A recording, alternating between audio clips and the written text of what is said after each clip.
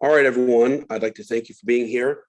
The topic for today will be a look at the Great Depression and the New Deal. So the 1920s came to an end. The Roaring Twenties ultimately crashed with the stock market crash of October 1929. And within a very short time, the world that people knew was over. And there are moments in history where there are events that mark the beginning of a new period. I feel that we are now living through such a period with Russia's invasion of Ukraine and what the potential implications of that could be for the future. So let's talk about the Great Depression. The stock market crash was the spark that started the fire. There was little or no government regulation over the stock market. A lot of people thought they were going to get rich. Prices went up, up, up, and then they crashed. And when the stock market crashed, it was like a bomb that went off that destroyed the entire economy. Many people were spread out pretty thin on credit. They were buying, they called it buying on margin. That included buying stock on margin. And all of a sudden, now people can't pay their debts. They can't pay their loans. If you borrowed $10,000 to buy stock, and that stock is now worth $1,000, but you owe $10,000, you're going to be in trouble. The same thing happened with the crash of the real estate market that some of you may remember. People paid too much for homes, housing prices crashed, they were underwater on their mortgages, they walked away, the banks that loaned the money began to fail. And the federal government had to step in and basically do everything they could to prevent another Great Depression. So the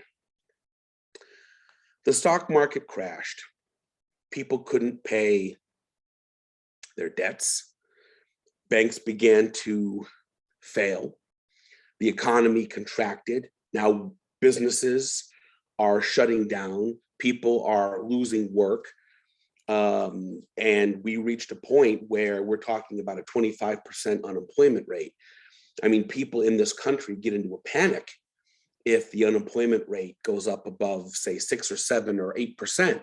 Here we're talking, 1 out of every 4 Americans who needs to work can't find a job, cannot pay their bills, cannot meet their basic needs.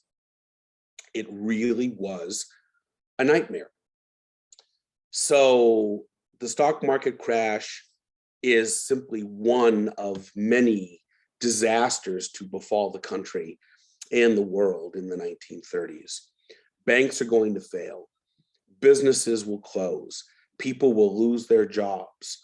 And if all of this isn't bad enough, the country will experience its worst agricultural crisis in its history, an event known as the Dust Bowl. Years of over-farming plus drought took places like Texas, Oklahoma, Nebraska, Kansas, and the land was dried up, and the wind would come in and blow what was left of the soil away, creating these apocalyptic-looking dust storms. The 1930s were a disaster.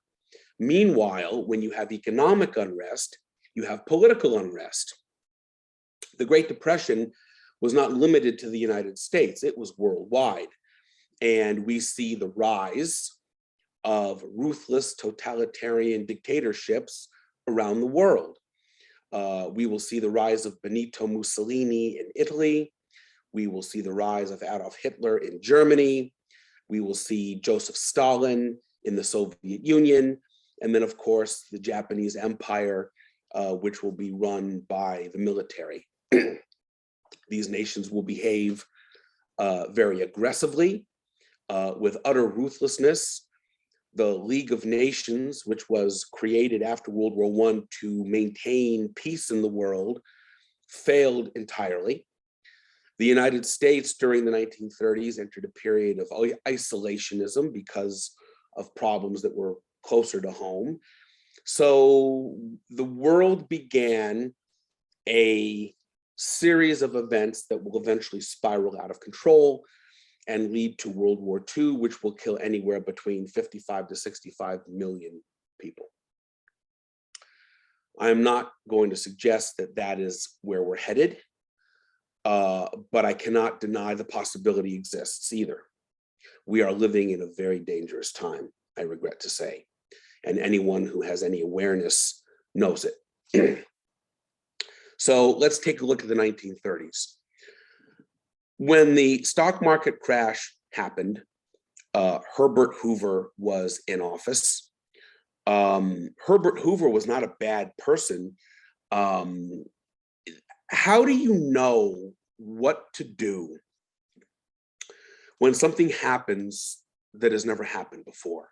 Yes, it's true. The American economy had entered periods of economic depression before. There was an economic depression in the 1870s. There was another one in the 1890s, but nothing on a scale like this, nothing. With other economic downturns the country had experienced, eventually, despite the pain and difficulty involved, the economy would work itself out and eventually recover. There was no direct government intervention. So Hoover is hoping and expecting that, as difficult as the Great Depression is, that at some point the economy will correct itself and things will improve. Things are not improving. They're getting worse. And the worse they get, the more the country is coming apart at the seams. It was bad, bad news. There were indicators, even in the 20s prior to the crash, that things weren't all right. There were a lot of people in the 1920s who thought that they were going to get rich by investing in Florida real estate, and everybody wanted to jump in without really looking carefully and thinking it through. Many people bought land that was not suitable for home construction, and a lot of people basically lost everything they had by foolishly jumping into the Florida real estate market. It was sort of an indicator of what could happen when people anxious to make a quick buck do not stop to think about what they're doing and proceed with caution. The 1920s saw a bull market in the stock market, which is when prices go up, when prices fall. It's called a bear market. And as I said, a lot of stock was bought with credit, which they called back then buying on margin. And it creates a perfect storm.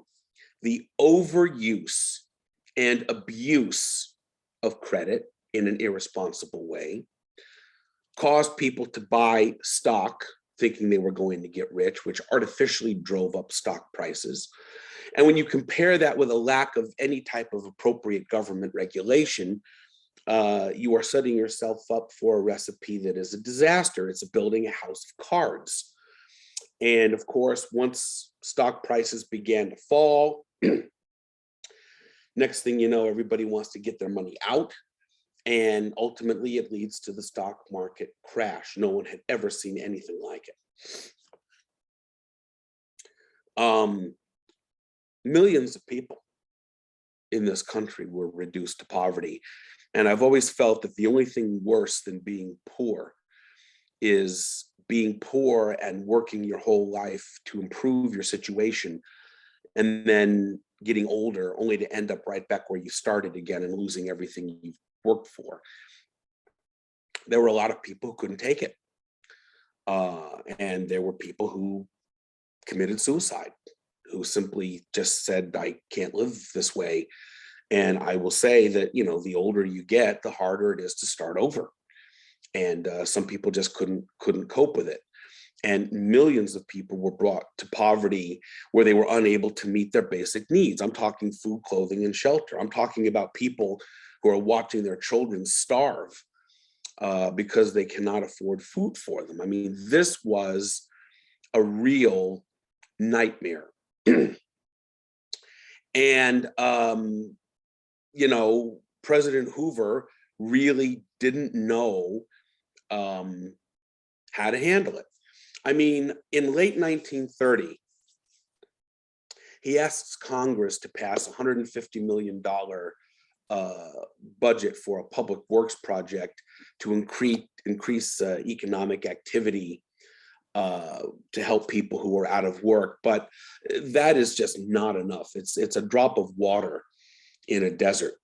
For the government to really step in was going to require an unprecedented intervention, the likes of which had never been done before.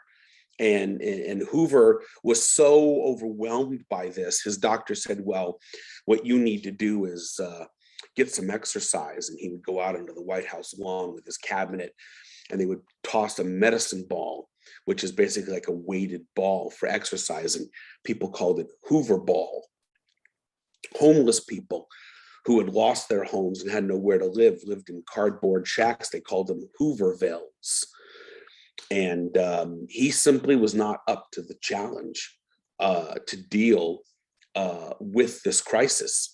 So 1932, of course, is an election year, and Franklin Roosevelt becomes the Democratic candidate for president. He is going to run against Herbert Hoover.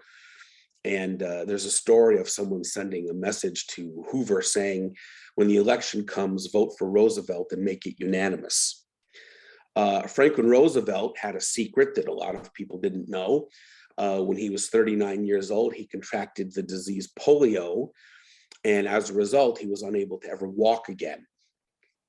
This is a world where, media is limited to movies, print magazines, and radio. And most people didn't know that Franklin Roosevelt was unable to walk. He could pretend that he could walk. So how do you do that? He would wear leg braces, and then he would grab onto somebody with one arm and have a cane in the other arm, and using his hips, he would drag his feet along behind him, so that if he is walking in a crowd of people, it gives the illusion that he's walking. And although he couldn't walk, he could stand, provided that he had something to hold on to.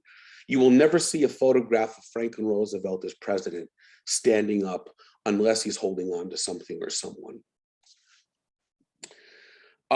Toward the end of Herbert Hoover's administration, tens of thousands of unemployed veterans of World War I marched to Washington, D.C.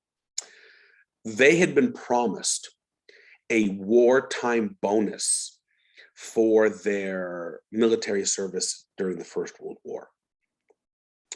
The problem is the bonus was basically like being given a voucher, and the money would not be paid until 1945. Well, it's 1932. And these veterans are in bad shape. They need money now. They cannot take care of themselves. They cannot provide for their families. So they march to Washington, D.C., and they're basically saying, look, we don't want anything that we're not entitled to. We simply need the money now. We can't wait. This is an emergency. They become known as the Bonus Army. And Congress rejects their demands to be paid the bonus early. And Hoover ultimately, using his authority as president, orders the military to clear these people out of downtown Washington, D.C.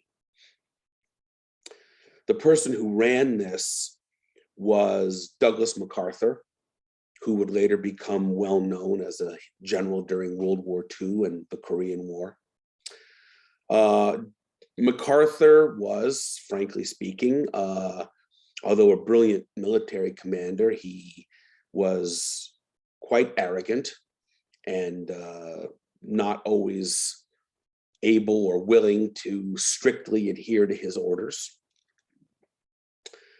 And MacArthur was told not to enter the camps where the veterans were camped out. And he ignored that. And he went in and he burned them out. So think about this. I mean, you want to talk about a moment of chaos. Here we are in 1932, American citizens who are veterans of World War I, who served their country, are now under attack by the United States military in the nation's capital. And these veterans were not alone. Many of them were there with their wives and children. So it is a moment that really illustrates just how bad things really had become. The wheels are coming off when you see images in the nation's capital of the army attacking our own people who are veterans who served in World War I. Franklin Roosevelt said later that he knew that night that he would be president, that there would be no way. I mean, this was only 3 months before the election of Hoover, the presidential election where Hoover was going to run for re-election. And Roosevelt said he knew that night that Hoover was really finished, that if there had been any doubt about who was going to win the next election, what happened to the bonus army for Roosevelt made it clear to him that he needed to start thinking about being president because Hoover would be finished. And he was. Roosevelt crushed him in a landslide in 1932. Franklin Roosevelt won 472 electoral college votes and Hoover won 59. So Franklin Roosevelt crushed him. Franklin Roosevelt, unlike Herbert Hoover, was blessed with a wonderful speaking voice, a voice made for radio or film, or if they didn't have television in those days, but he certainly would have done well with it. And he gives what is one of the most famous inaugural speeches of all time, in which he says, "Let me assert my firm belief that the only thing we have to fear is fear itself." And the first thing that Franklin Roosevelt wants to do is he wants people to calm down. He wants to send a message. I hear you. I get it. I'm on it. We're going to fix this. We're going to get through this. He wants to reassure the public. He did what in those days were called fireside chats. He would give a series of speeches on the radio, and he tailored his speeches, and he delivered his speeches in such a way that when you listened, he made it sound as if he were speaking directly to you. And they were very effective. This was a different time. This was a time when people had more respect and trust in their elected leaders than we do today. I mean, it was very common that a picture of President Franklin Roosevelt would be hanging up in the homes of most ordinary people. Very often his portrait would be hanging up next to the radio. So you could see him while you were listening to his speech.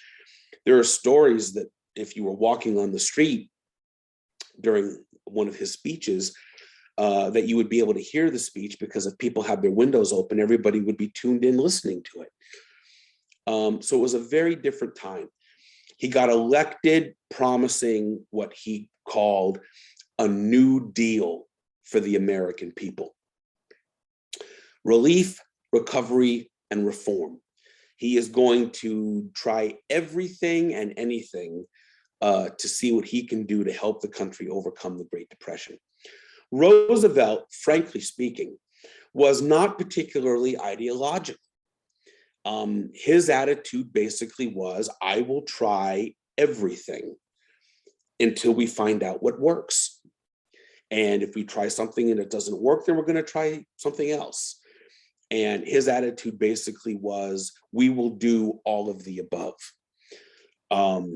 Sometimes he was more successful than other times, but at least people felt that he was aware of the problem and that he was going to do something about it. One of the first things that he does is respond to the banking crisis.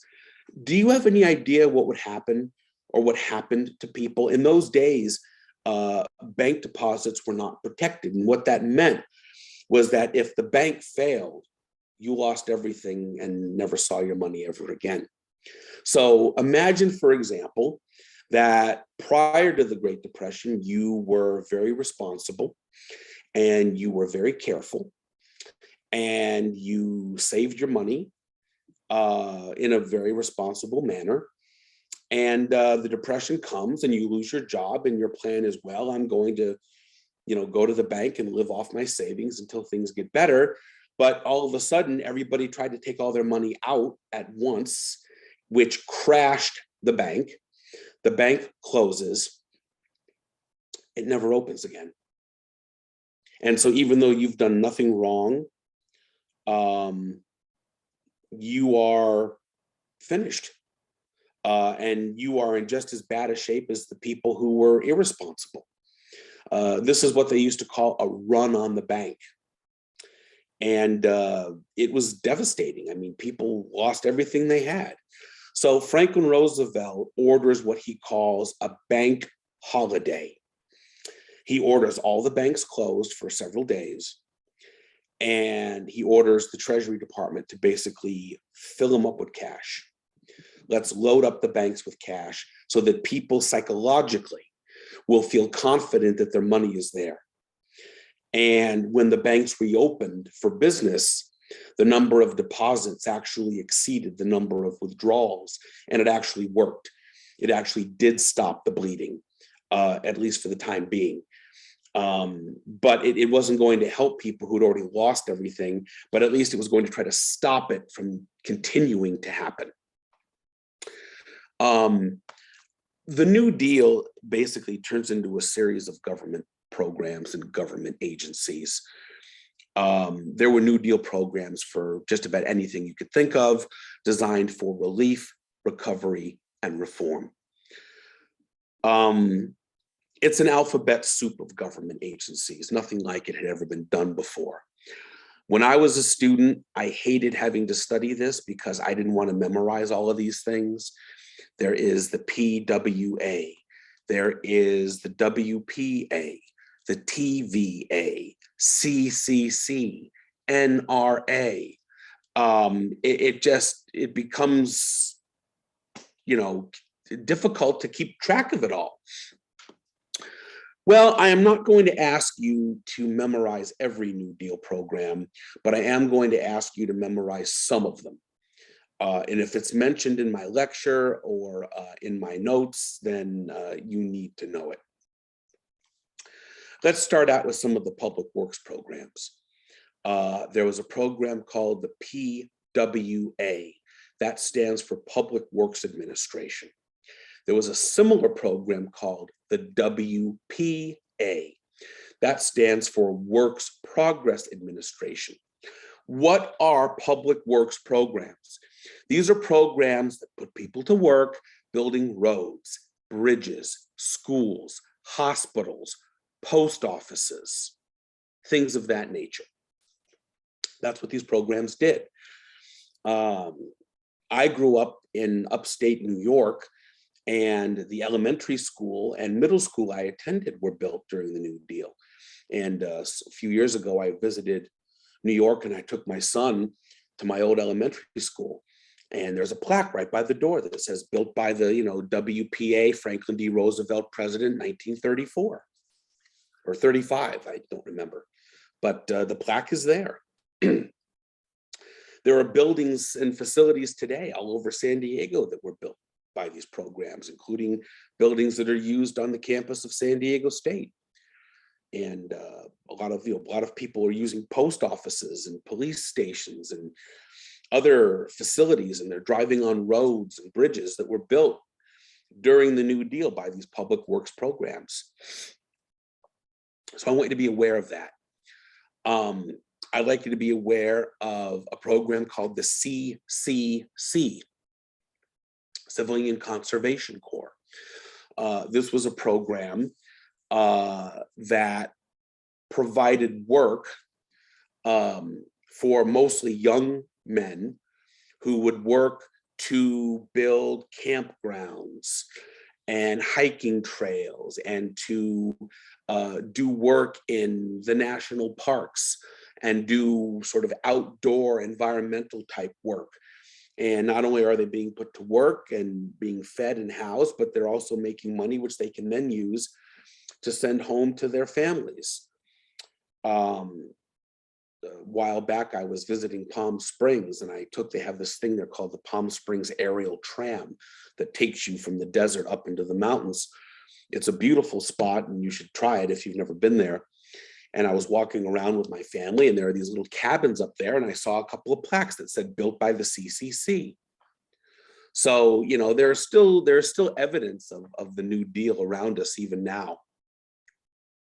So I'm going to ask you about some of these New Deal programs. Before I continue with that, I want to take a moment and acknowledge President Franklin Roosevelt's wife, Eleanor Roosevelt. She was an extraordinary woman. She really was. And frankly speaking, in my opinion, she's one of the great women of American history. He could never have been as successful as he was without her. Yes, they were married. Their marriage evolved and became more of a political partnership than anything else. Frankly speaking, Franklin Roosevelt had an affair and cheated on his wife, Eleanor, with her secretary. And although they didn't get divorced over the affair, their relationship evolved and changed, and it became almost more of a political partnership. She could also go places he couldn't go. He couldn't walk. So she could go out into the world and out among the public and kind of see what was happening and then sort of report back to him. She was a great moral force during this period, way ahead of her time in terms of sticking up for the rights of women, of African Americans and other minorities. One of my favorite Eleanor Roosevelt stories, there was a wonderful opera singer named Marian Anderson. I think I want to get her name, make sure I have it right. Yes, Marian Anderson, a great opera singer. And she was denied permission to perform in Washington, D.C. because she was Black. And Eleanor Roosevelt thought that was just awful and wrong, and worked behind the scenes to arrange for her to do a public concert that would be shared with the whole country. And in 1939, she gave a magnificent performance right at the steps of the Lincoln Memorial. And Eleanor Roosevelt is largely responsible for making that happen. I really like Eleanor Roosevelt a lot. So getting back to the New Deal, I want you to be aware of the Public Works Administration, the Works Progress Administration, the Civilian Conservation Corps. One of my favorite New Deal programs is called the TVA. That stands for Tennessee Valley Authority. The Tennessee Valley Authority was a massive project to build a series of dams and power stations in the American South. This project was not only going to provide work for engineers, truck drivers, electricians, you name it, but it was also going to provide affordable, reliable electric power to millions of people in the country who didn't have it before. And that's called the Tennessee Valley Authority. I want you to be aware of that. There was a New Deal program called the National Recovery Act. What is it? The National Recovery Act basically is a set of rules and guidelines that businesses are encouraged to follow. Starting in 1933, the National Recovery Act is going to result in the creation of the National Recovery Administration. They want to help businesses set standards for wages and prices. They had a lot of support flags and posters were created, and people who joined it would have posters in their windows that would say, National Recovery Act, and their motto was, "We do our part." And there was an element to this that at the time was very controversial. It gave workers the right to engage in collective bargaining, in other words, to unionize. And to make a long story short, this was challenged in court. The National Recovery Agency that came out of this established, hundreds of different codes that they thought businesses should follow. And there were some businesses who felt that this was government going too far, that government was overstepping its legal authority by basically telling people, here are the codes you need to follow to run your business. And in 1939, the National Recovery Act was ruled to be unconstitutional by the United States Supreme Court in what was a major smackdown for Franklin Roosevelt. I mean, when he gets elected, the first 100 days of his presidency, we're talking just barely more than 3 months. The first 100 days of his presidency were extraordinary. I mean, he could basically pass whatever legislation he wanted. Congress would just go right ahead and do it because the country was in such desperate shape. And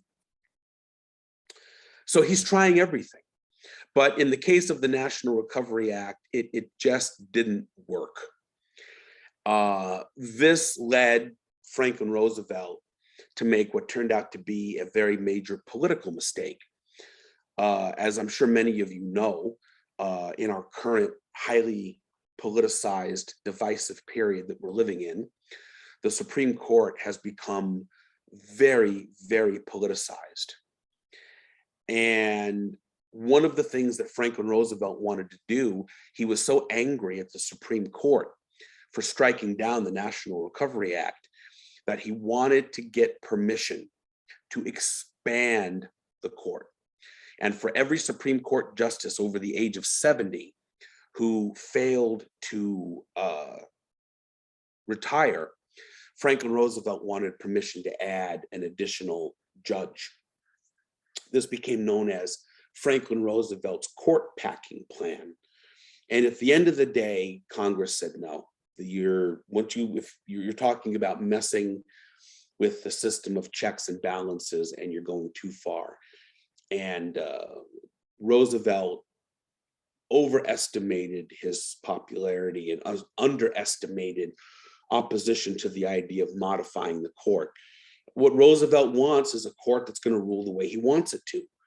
And for a lot of people, they said, now you're getting into territory that is not where we want to be. And Roosevelt failed in that effort. Although, as I say, he was reelected. I mean, he was elected in 1932. He was reelected in 1936. He didn't single-handedly end the Great Depression, but he helped the country to survive it.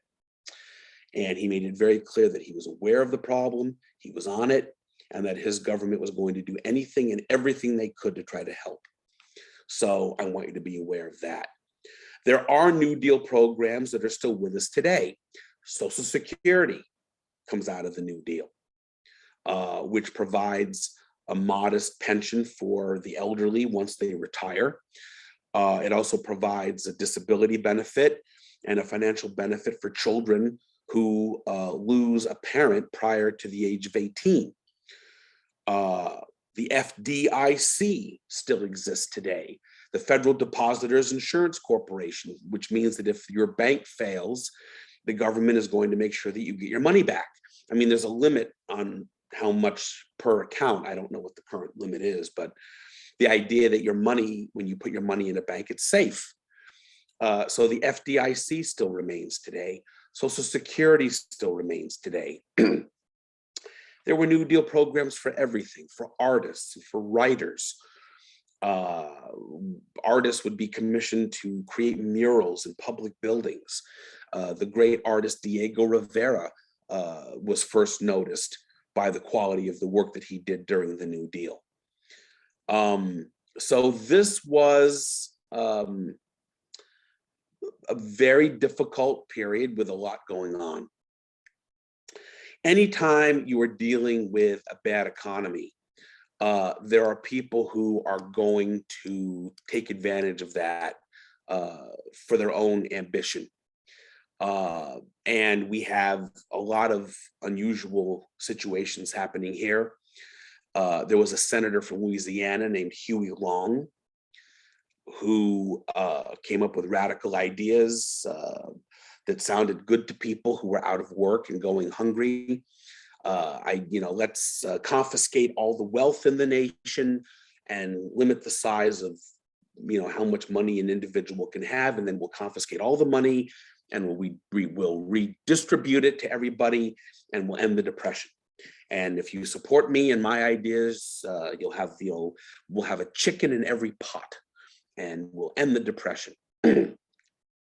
Just give me the authority to do what I want to do. There was a Catholic priest named Father Coughlin who had a radio show in which he basically blamed the Great Depression on people who were Jewish, and said many of the type of things that you will be hearing coming out of Nazi Germany. That when things are bad, people want someone to blame. And it isn't hard to get people stirred up, particularly if they're upset, they're angry, they're hungry, and they're struggling. There was Upton Sinclair, who wrote the book The Jungle, ran for governor of California. He didn't win, but he ran for governor of California with a program called EPIC. You know what that means? It means End Poverty in California. And he was going to create a system where, since nobody has any money, we'll use vouchers. We'll call it scrip. And people will exchange goods and services for these vouchers called scrip. It was a radical idea. It didn't, he didn't go very far with it, and he didn't win when he ran for governor of California. But that's what things had become. I mean, people were desperate, and there were those who had radical ideas, some with good intentions and some with not good intentions. But it was a very, very difficult, very, very painful period in American history that I don't think people today fully understand the depths of just how bad it was. I mean, the Great Depression is the worst disaster to befall the United States, I would argue, since the American Civil War. I mean, it really was that bad.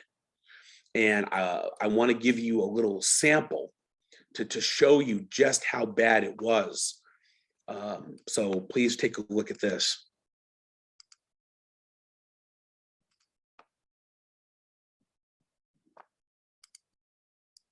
Hold on a moment.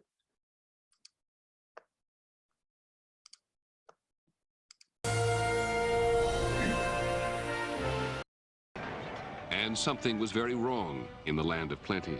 A day of bloodshed and riot. There were those of us who felt that America was teetering on the brink of revolution. For 3 years, the Great Depression had tormented Americans. Now, 20,000 Army veterans and their families came pouring into Washington to find out what the government was going to do about it. They were bearded, they were ragged, they were desperate. You could see it in their eyes.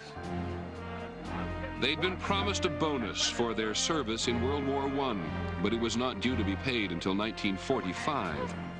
The desperate veterans wanted their money now. They were called the Bonus Army.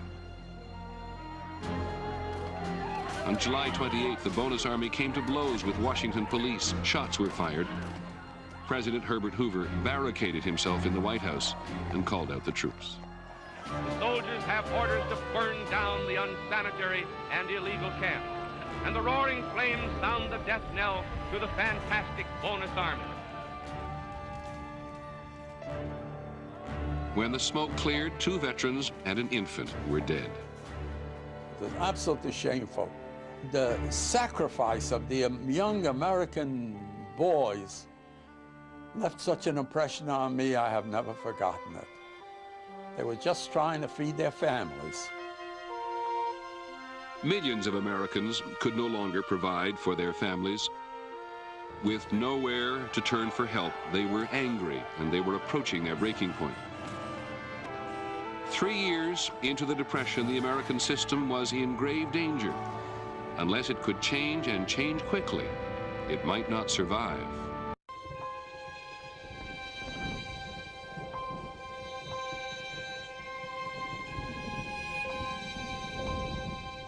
I was 11 years old, but how well I remember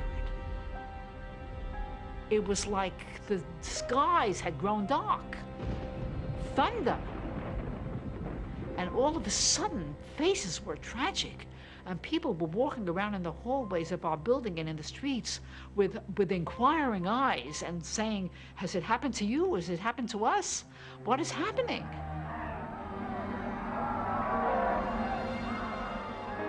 The living telegrams at that time. And pretty soon, you could feel a horror behind the door you was knocking. When you knock on the door, when the voice come out, yeah, who is it, who is it? I say, I have a telegram. Well, slide it under the door, slide it on, or go away, get away from me, get away from me. The collapse of the New York Stock Exchange in 1929 was only the most visible sign of a massive economic crisis. A crisis that spread quickly from Wall Street to Main Street. Miriam Johnson was living in California when the Great Depression arrived at her house. I was 11 when the crash came. My father at that time, along with a few friends, owned a small grocery store. One day he came home and he laid $2 on the table in the kitchen. And he said, no more store. Everything is gone. And that was the end. For us, it was the end.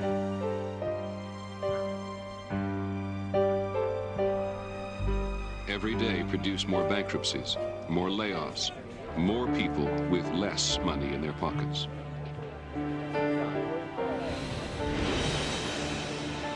Even U.S. Steel, a symbol of American industrial might since the turn of the century, was brought to its knees. In 3 years, the entire full-time payroll was laid off. 225,000 workers.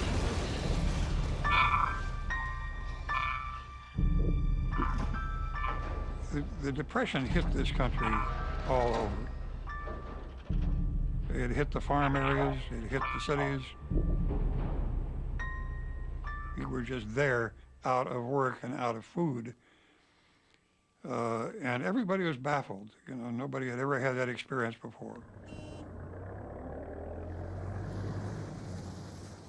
I had been saving for maybe 5-6 years a piggy bank, money in a piggy bank. Nickels, pennies, dimes the most. It turns out that I was the only one in the family that had any money. Because one day I came home and I grabbed hold of my piggy bank just to give it a shake, and there was nothing in it. My mother was looking at me and she said, your father borrowed the money.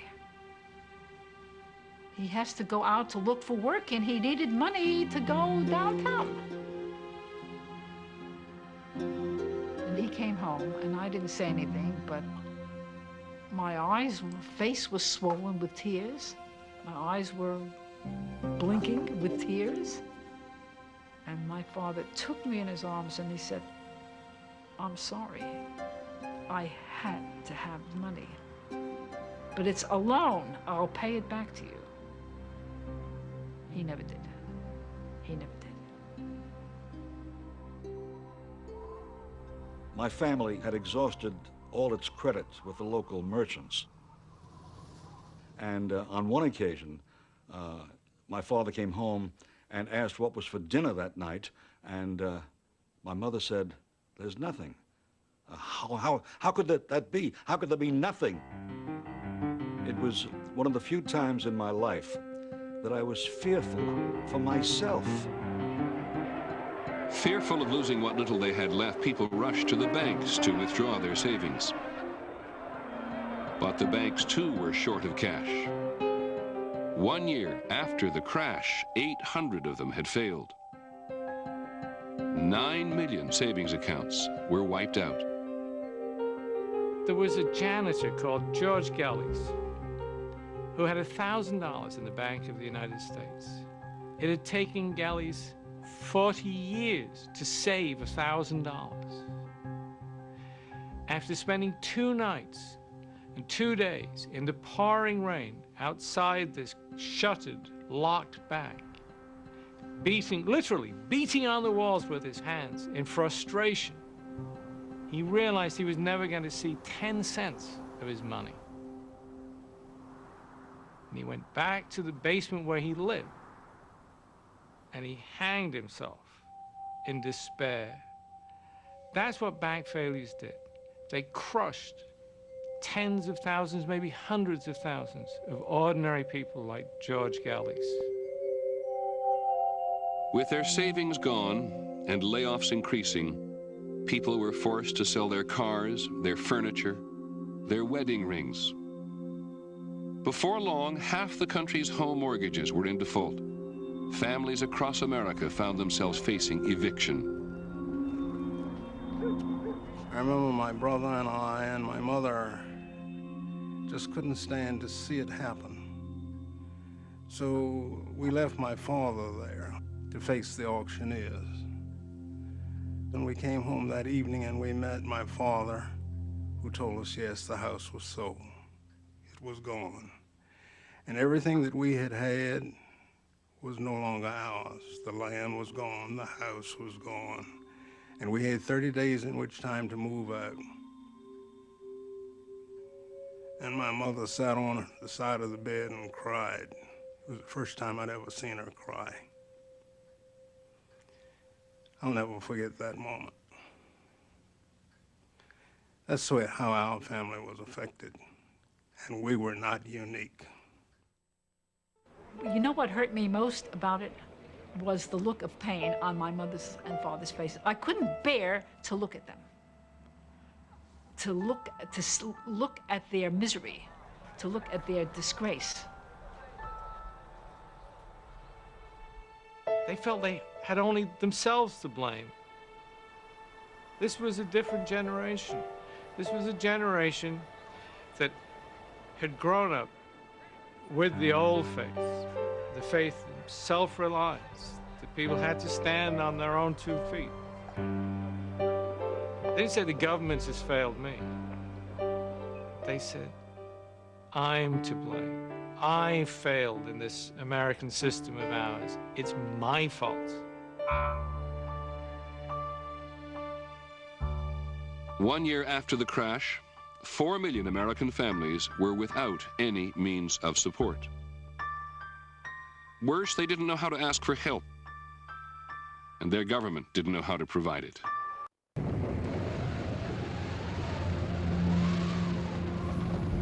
But sooner or later, people had to turn the radio off. They had to leave the movie theater. And when they did, the Depression was still there, waiting.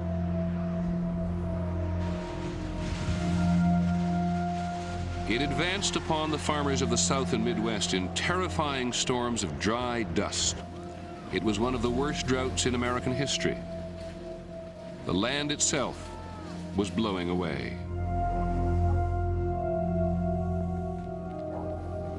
It looked like a tornado coming, big black clouds, dust coming across the desert there.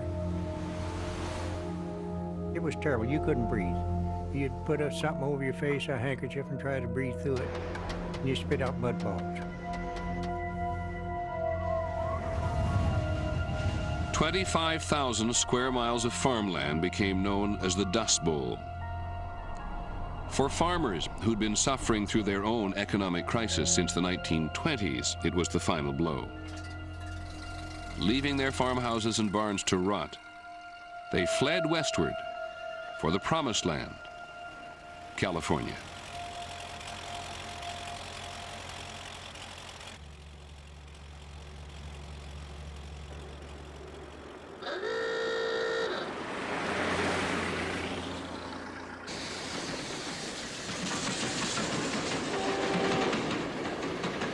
Dust-weary farmers joined millions of other penniless people who were wandering the country looking for a second chance. The transportation of choice was the freight train. Riding the rails was dangerous. The trains were patrolled by vicious guards. But the price was right.